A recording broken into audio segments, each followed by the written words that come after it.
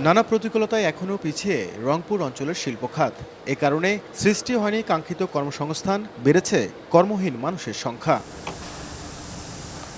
বার্ষিক উন্নয়ন পরিকল্পনা অনুযায়ী 2016-17 অর্থ বছরে রংপুর বিভাগের জন্য বরাদ্দ ছিল গড়ে 3.13%, আর 2018-19 অর্থ বছরে তা কমে দাঁড়িয়েছে 0.98%। অথচ ঢাকা বিভাগের জন্য এ বরাদ্দ ছিল 38.54%। অন্যদিকে ঢাকা, সিলেট ও চট্টগ্রামে যেখানে বেকারত্বের হার 3.4 থেকে 3.6%, সেখানে রংপুর বিভাগে এ হার 6.9%। অর্থনীতিবিদরা এর কারণ হিসেবে বলছেন শিল্পায়ন না হওয়াকে। যারা আগ্রহী আছেন তাদেরকে আগ্রহ যাতে নষ্ট না হয় এই জন্য সরকারি লাইসেন্সগুলো অবশ্যই খুব সহজ পদ্ধতিতে করে দিতে হবে। হাইটেক ইঞ্জিনিয়ারিং, সফটওয়্যার ইঞ্জিনিয়ারিং, ওষুধ শিল্প এই বিষয়গুলো আসতে পারে, অর্থাৎ মাল্টি ন্যাশনাল টাইপের যে কোম্পানিগুলো আছে শিল্প স্থাপন করতে পারে।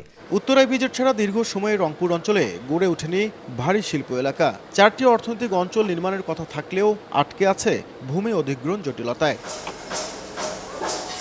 Census of manufacturing industries (CMI) এর তথ্য বলছে 2006 সালে ঢাকা বিভাগে শিল্পায়নের হার 17.41, একই সময়ে রংপুর বিভাগে এই হার 1.27%। উদ্যোক্তারা বলছেন অবকাঠামোগত দুর্বলতা ও গ্যাস সরবরাহ না থাকায় নিম্ন শিল্পায়িত অঞ্চলের তালিকায় স্থান পেয়েছে রংপুর। অনেক ব্যবসায়ী রয়েছেন, যখন রংপুরে গ্যাসের অ্যাভেলেবিলিটি হবে তখন তারা অবশ্যই রংপুরে বিনিয়োগ করবেন কিংবা এই উত্তরাঞ্চলে বিনিয়োগ করবেন। সংযোগটা আমরা যদি সঞ্চালন লাইনটায় পেয়ে যাই তাহলে কিন্তু আমাদের এখানে একটা বড় ধরনের শিল্প বিপ্লবের মাধ্যমে নতুন নতুন হাজার হাজার কর্মসংস্থানের সৃষ্টি হবে।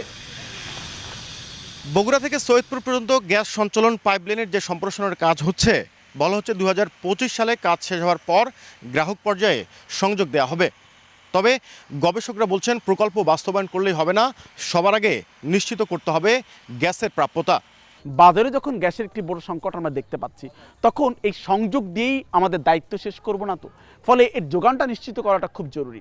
রংপুর অঞ্চলকে শিল্পে এগিয়ে নিতে সড়ক ও রেলপথ উন্নয়নের পাশাপাশি নীলফামারীর সৈয়দপুর বিমানবন্দরকে আন্তর্জাতিক মানে উন্নীত করা প্রয়োজন বলছেন ব্যবসায়ীরা। নাজমুল ইসলাম নিশাত, সময় সংবাদ, রংপুর।